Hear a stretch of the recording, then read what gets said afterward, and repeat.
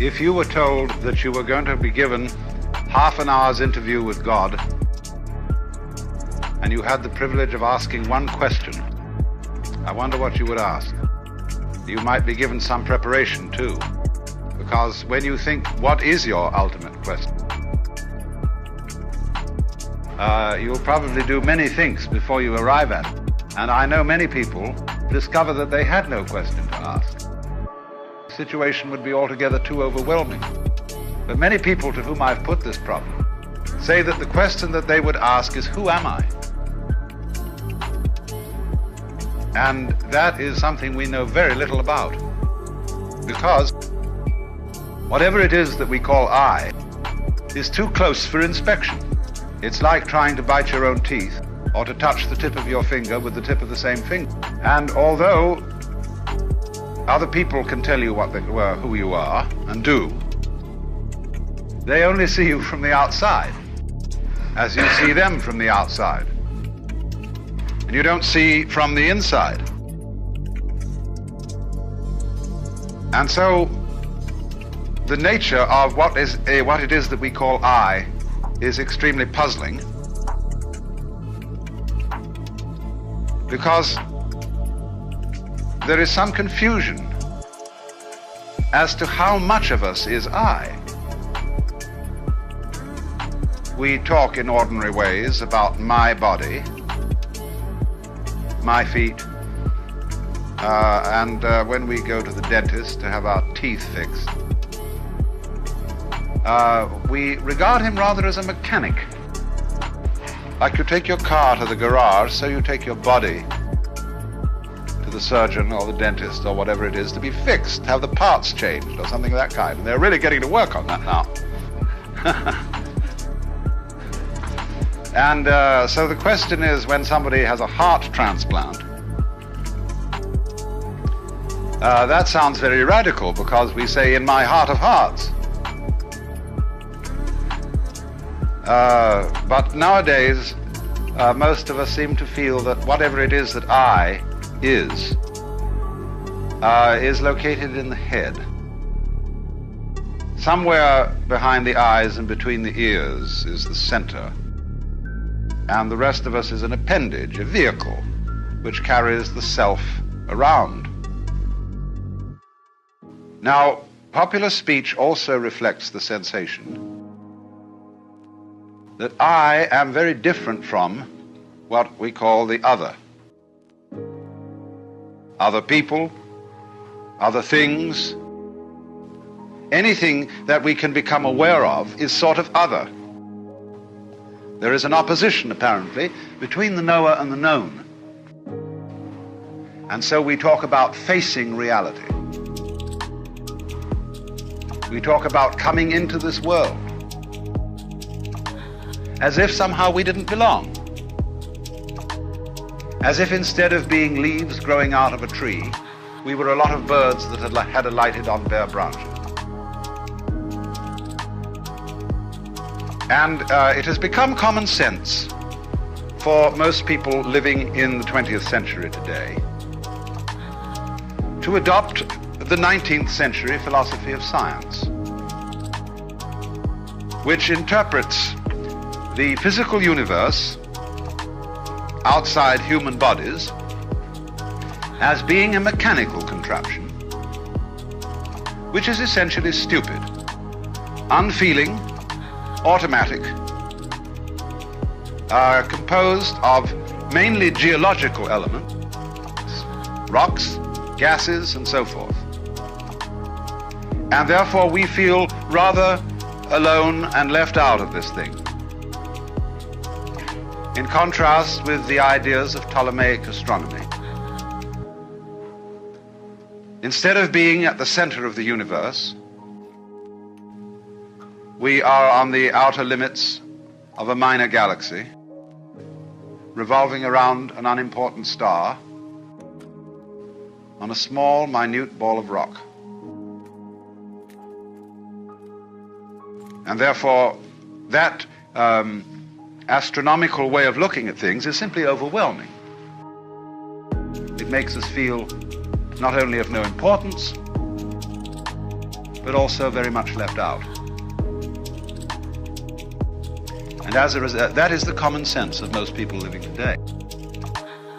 We did, of course, have a religious view of our nature, that we were the children of a loving God who is in charge of this whole operation. But very few people actually believe that anymore. A great many people think they ought to believe in it, would like to believe in it, but they don't. Most ministers that I know don't believe it, but they feel guilty about this because they feel they ought to. But it became implausible. There never was a serious argument against it. It simply became unthinkable in comparison with the dimensions of the universe as we now see it. So having lost a way of looking at the world, an image of the world which gave us some sense of meaning, we now have an image of the world which gives us none at all. And so we feel rather inclined to put up a fight against the whole show. Interestingly enough, when in the 19th century we switched our common sense from supernaturalism to naturalism, one would think that a naturalist would be a person who loved nature, just as a materialist ought to be a person who loves material, but certainly isn't. With what is called the philosophy of scientific naturalism, naturalism is used in a negative way. It has nothing to do with being natural. It has something to do with being not supernatural, merely natural. And all sorts of phrases were coined in that epoch, which I would call put-down phrases. Freud spoke of the basic psychic energy as libido, which means blind lust. People like Ernst Haeckel spoke of the universe as being a manifestation of blind energy. Think of that put-down word, blind. And therefore we also speak of unconscious mental mechanisms. And the very word unconscious, as being the deeper aspect of our psyche, is a negative word and a put-down word. So as to say, what you are functioning as a rational ego with values and with a capacity to love is simply the epiphenomenon of a purely mechanical process. Too bad. So as a result of this so-called naturalism, we began to put up the most whopping fight against nature that was ever engaged in. And that fight is an expression of our fury and of our feeling of being left out. So that the technological experiment, which became possible as a result of the mechanical sciences, has largely been conducted in a spirit of rage. And the results are evident all around. Here in Palm Springs, you are gradually getting all the smog from Los Angeles. This great cloud of poisonous gas put up by a city which is exemplary in this whole civilized world for fouling its own nest. Perhaps only Calcutta could be a bit worse. Some such terrible slum. But we have done it by technology, by ruthless beating about of nature without consideration for what the scientist would call our ecology. Ecology is that aspect of science which deals with the relationship between organisms and their environments. Ecology is the study of the balance of nature, of the way in which every living being depends upon innumerable other living beings of all species, and also upon inanimate forces, air, water, temperature, gases, vegetation, and all sorts of things. And this is one of the most important sciences that we can possibly study today. Because we are in a position where we realize that we cannot help interfering with the world. To be alive is to interfere. You must interfere. You cannot go back and say, hands off nature, let's leave it all alone. Because you're stuck with it, especially once you've started to interfere in a major way. We have so altered our environment that there is no hope for it but to go ahead. But we can, to some extent, change direction. But the only way that I can see of our effectively changing direction is through a transformation of the feeling that we have of our own existence and of what we mean by I. The reason for this is simply that all kinds of intelligent and even powerful people, like, say, Lawrence Rockefeller, who are interested in ecology and in conservation of our natural resources, they can scream their heads off, but nobody pays any attention. There is no, as yet, no really serious program at the government level to do anything radical about the pollution of water, the waste of water, the pollution of air, and the general ravaging of the United States of America. I'm amazed that congressmen can pass a bill imposing severe penalties on anyone who burns the American flag, whereas they are responsible for burning that for which the flag stands. The United States as a territory, as a people, and as a biological manifestation. That is an example of our perennial confusion of symbols with realities, which is, in a way, at the heart of the trouble, because what we think of as I is much more a symbol than it is a reality. The living organism, the whole mind-body, is much more than anything we mean by I. I largely stands for your personality, your role in life. And the very word person, as you probably know, comes from the Latin persona, a word originally used for the mask worn by actors in Greco-Roman drama. That through which sound comes, because the mask had a megaphonic mouth to carry the voice in open-air theaters. So when you speak of being a real person, it really means being a genuine fake, because the personality is only the front. What is behind it? Well, of course, the organism is behind it. The whole organism. And we must be very careful not to confuse the organism with various symbols that we have for it, because those symbols can be extremely misleading. If we say the organism is the body, what we usually mean by the body is an impoverished meaning. When we speak of my body, that is to say my vehicle, my physical automobile, that is an unenriched meaning of the word body. Because what you really are as a body, as a living organism, is not some sort of separate existence coated by a skin which divides you from the rest of the world. Shakespeare has King John saying to Hubert, "Within this wall of flesh there is a soul, counts thee her creditor." Within this wall of flesh, the skin considered as a barrier,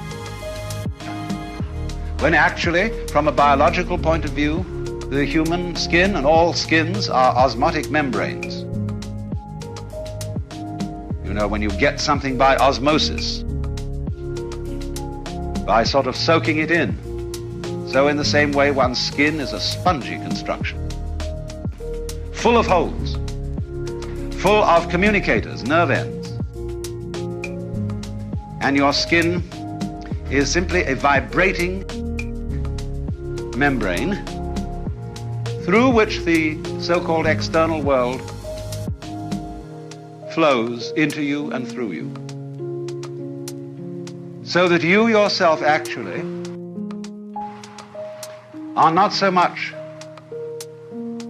an entity that moves around in an environment. You are much more like a whirlpool in a stream. And as you know, the whirlpool is constant only in its doing, that is to say, in its whirling. And you could recognize individual whirligigs in a stream. But the water is flowing through them all the time. They are never the same for a second. And so it is also with us. Or imagine it in another way. Supposing you have a rope, and 1 foot of the rope is made of hemp. 1 foot of it is made of cotton. 1 foot of it is made of silk. 1 foot of it is made of nylon, and so on. Now tie a simple knot in the rope. Now move the knot along the rope. And 1 minute it will be hemp, the next cotton, next silk, next nylon, and so on. Same knot.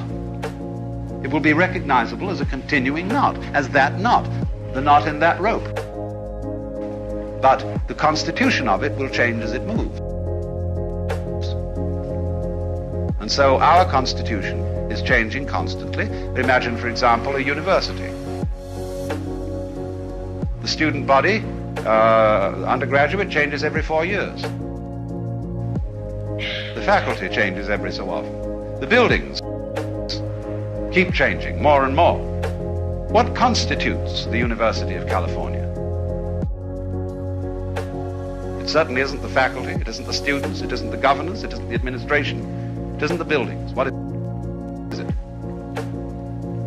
Why, a doing, a behavior, a universitying process of study and experiment and so on. So it is exactly the same with you.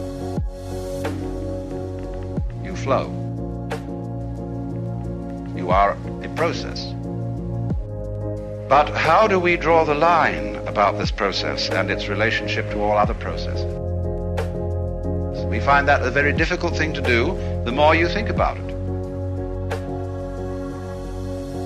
If you really felt with your whole organism, instead of just with that part of it called conscious attention, you would become aware of this flowing fact.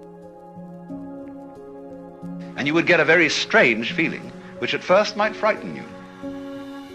It is possible, of course, to have this feeling. And the feeling is like this.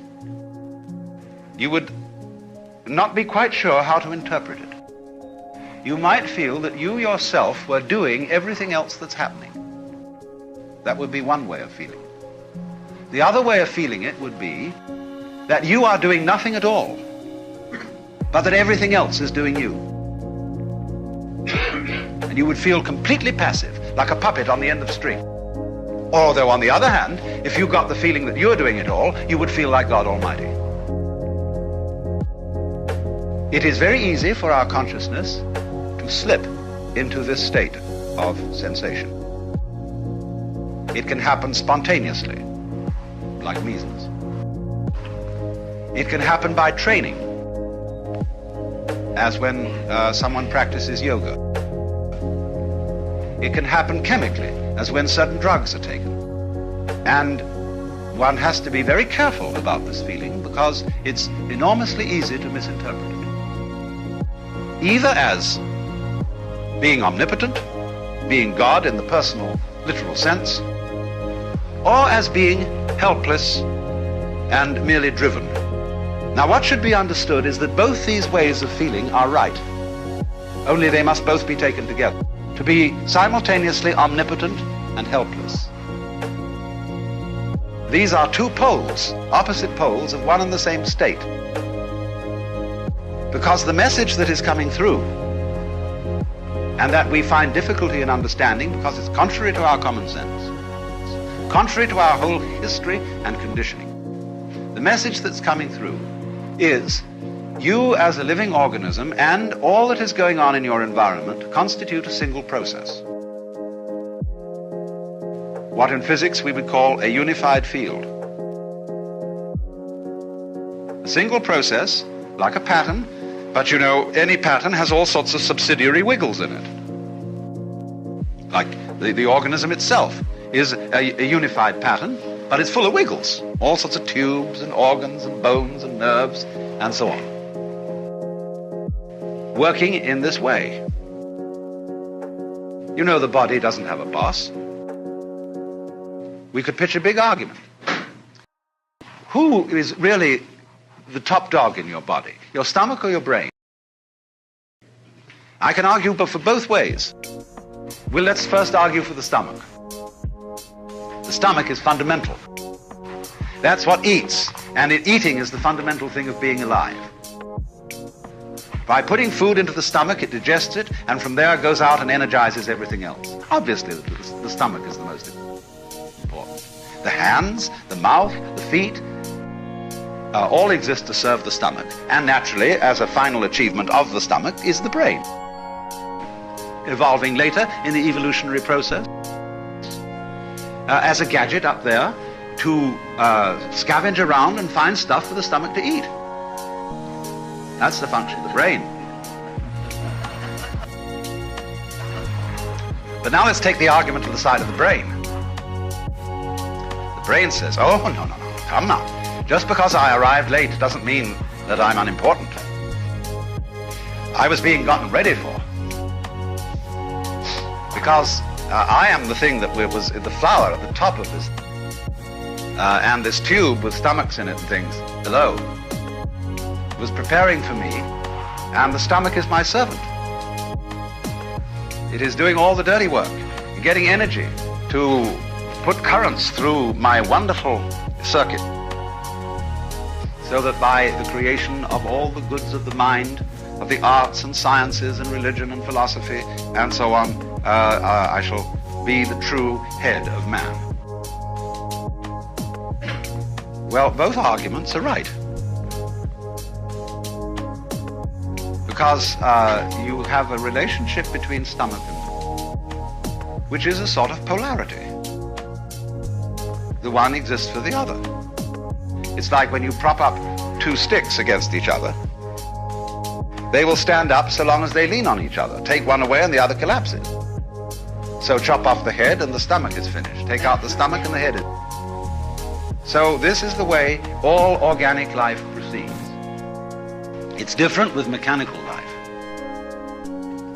Because the mechanism must invariably have a boss.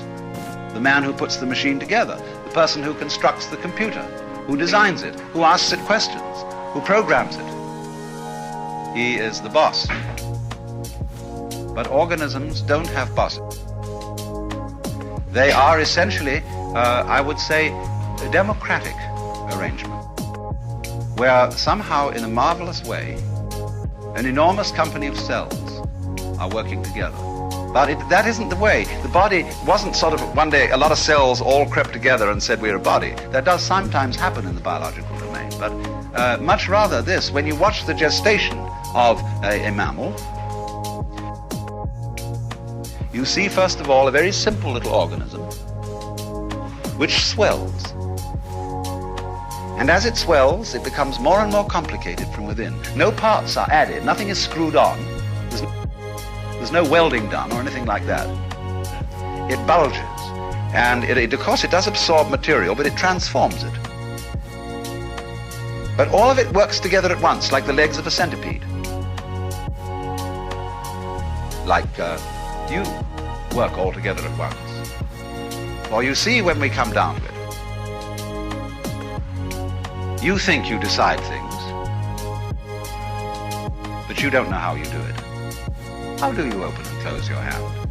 You can decide, I will now open my hand and do it, but you don't know how it's done. And yet, in a sense, you do know how it's done, because I say, I know how to open my hand, but you don't know in words. You can't explain it. Still less can you explain how you see. Still less can you explain how you are conscious. How are you an ego? Well, you don't know. Because the springs of being conscious, of being an ego, are outside the surveillance of consciousness. They're somehow underneath. And that lets the cat out of the bag at once. Because you see that what is I is something very, very much deeper than the superficial consciousness.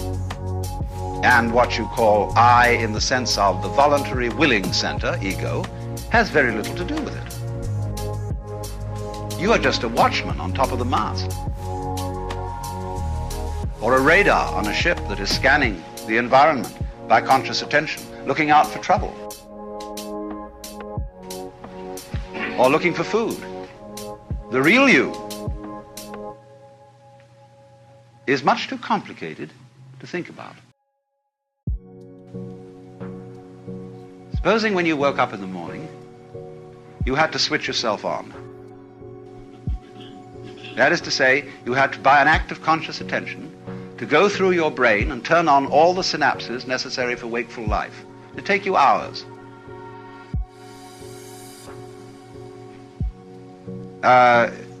Supposing you really had to be conscious of all the details involved in walking, or in breathing, or in circulation of the blood, you'd never get around to it.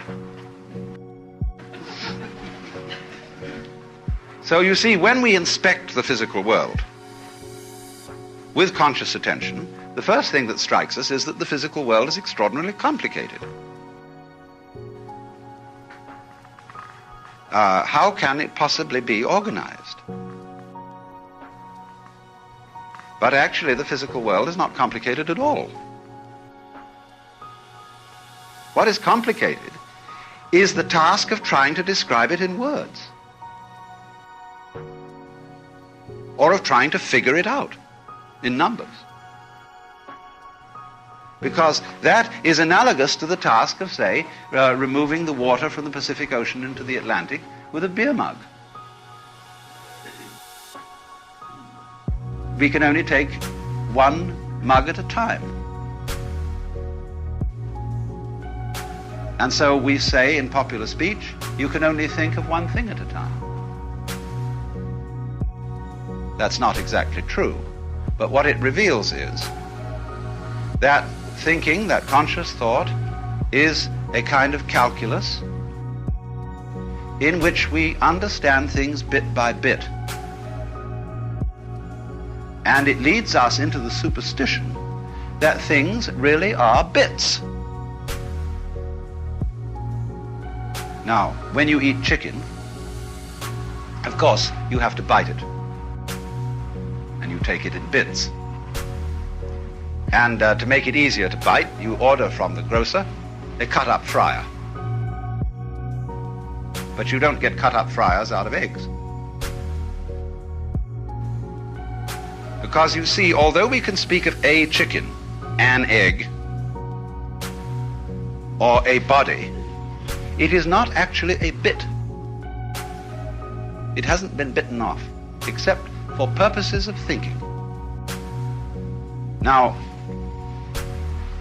this is beautifully brought out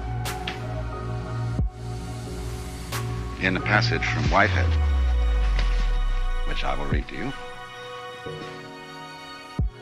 He's discussing the 19th century philosophy of science, which I was just discussing too. And he's saying in this philosophy, all our impressions of nature are simply products of our minds. Nature gets credit which should in truth be reserved for ourselves. The rose for its scent, the nightingale for his song, and the sun for his radiance. The poets are entirely mistaken. They should address their lyrics to themselves and should turn them into odes of self-congratulation on the excellency of the human mind. Nature is a dull affair, soundless, scentless, colorless, merely the hurrying of material endlessly, meaninglessly. However you disguise it, this is the practical outcome of the characteristic scientific philosophy which closed even the 17th century. In the first place, we must note its astounding efficiency as a system of concepts for the organization of scientific research. In this respect, it is fully worthy of the genius of the century which produced it. It has held its own as the guiding principle of scientific studies ever since. It is still reigning. Every university in the world organizes itself in accordance with it. No alternative system of organizing the pursuit of scientific truth has been suggested. It is not only reigning, but it is without a rival. And yet, it is quite unbelievable. This conception of the universe is surely framed in terms of high abstractions. And the paradox only arises because we have mistaken our abstractions for concrete realities.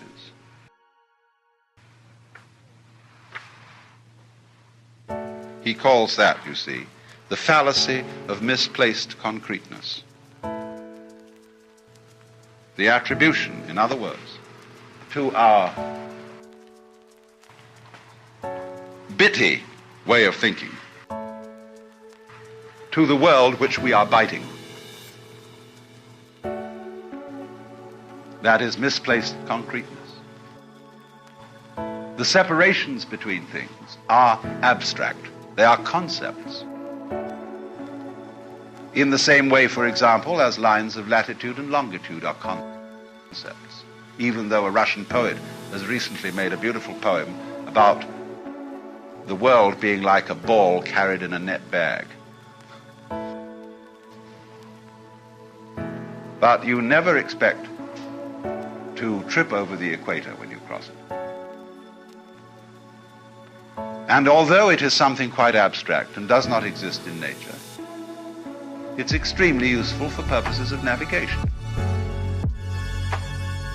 So in the same way, bitting and having words to describe particular events or particular wiggles in the universal pattern are very useful. But they are very dangerous when you confuse things with natural events.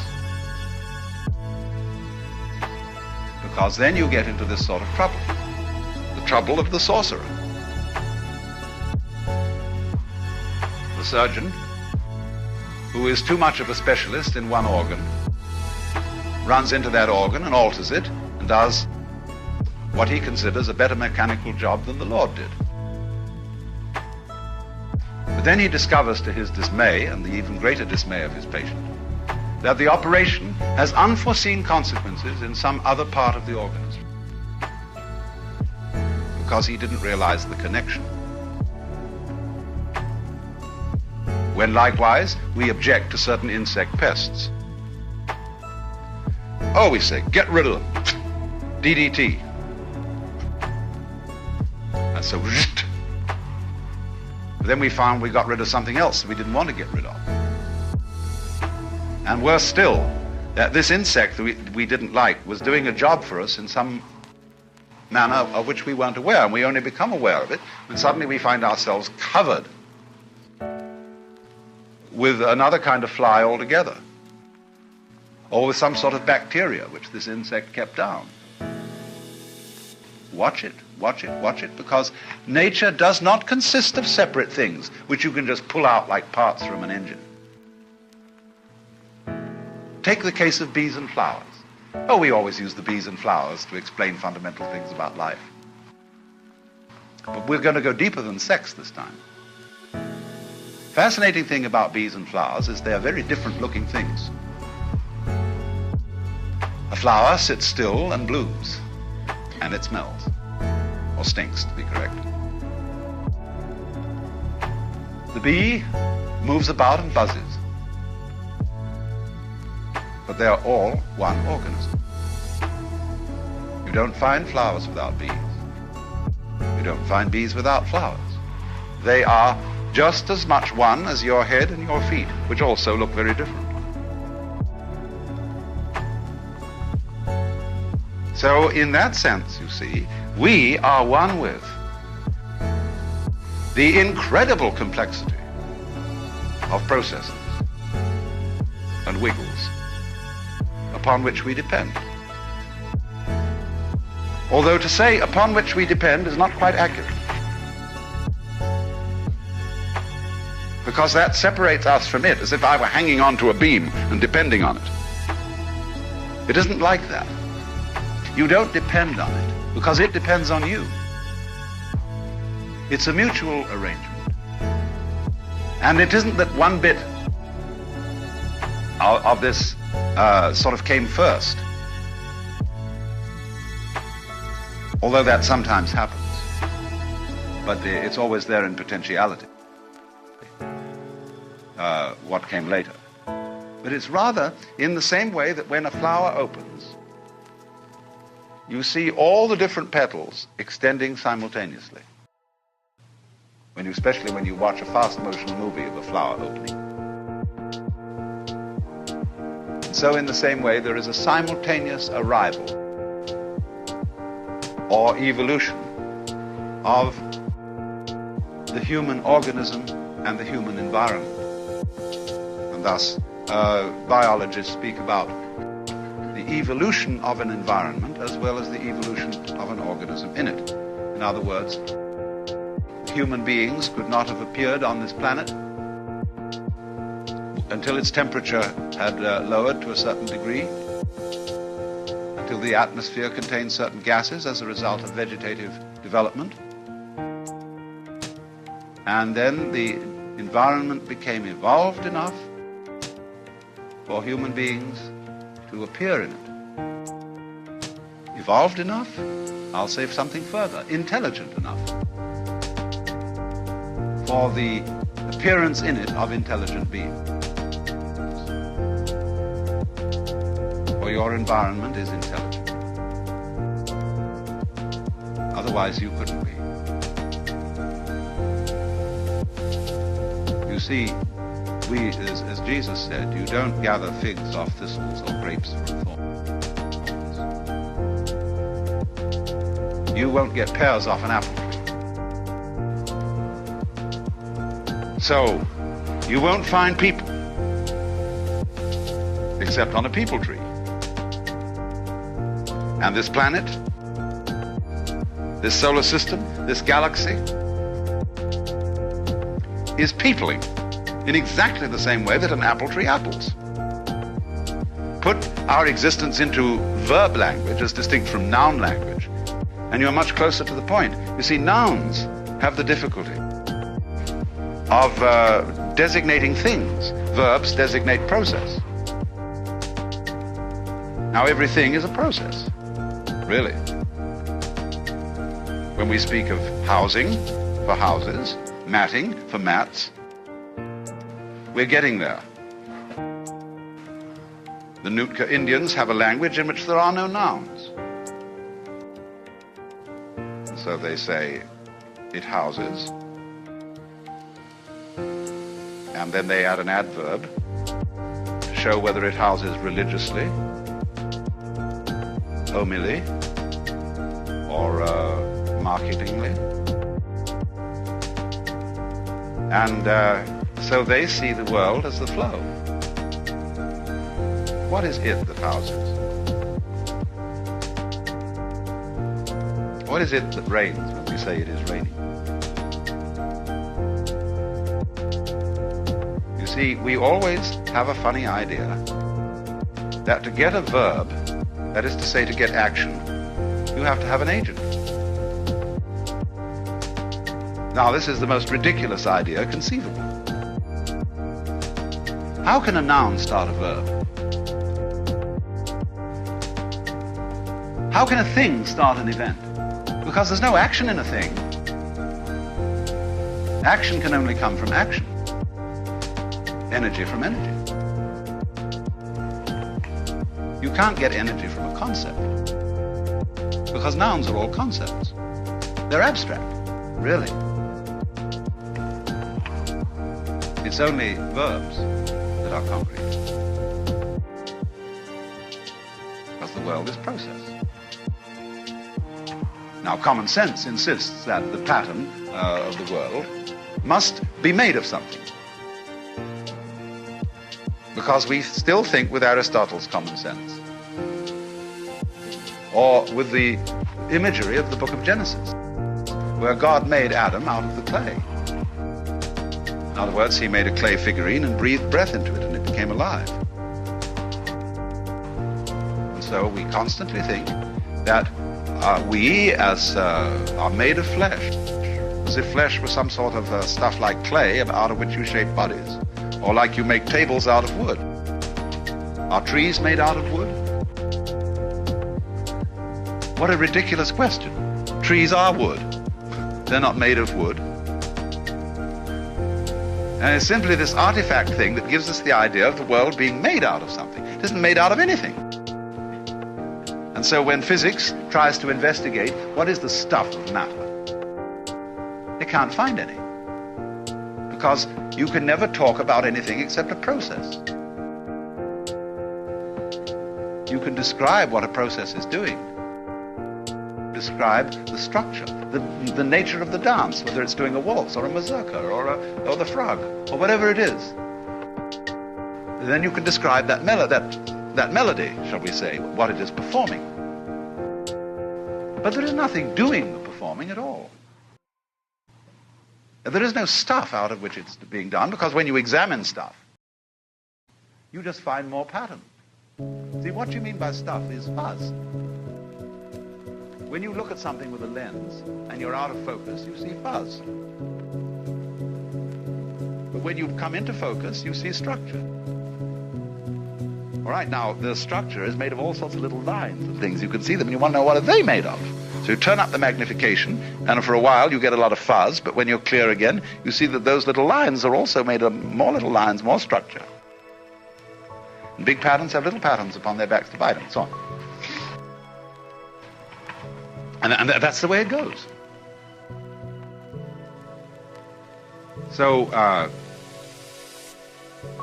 suddenly you feel rather insecure because stuff has disappeared. There's a famous story about a physicist who understood this so well that he always went about in the most enormous padded shoes because he was afraid of falling through the floor.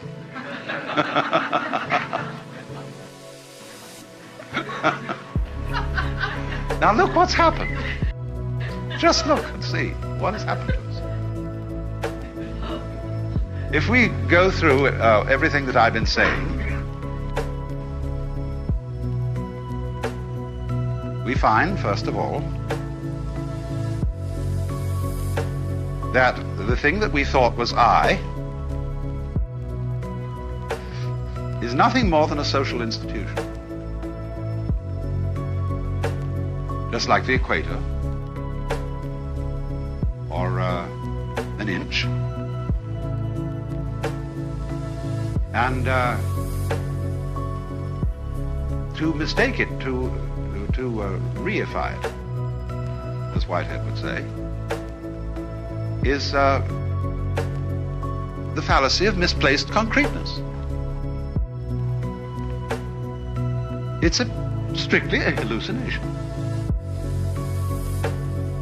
And any certain amount of psychological self-exploration shows this to be the case. For what we are is the organism. And what the organism is a transactional interchange between the organism and the environment. It's not quite correct to say you're doing it and it's doing you, because, see, Whitehead, in describing the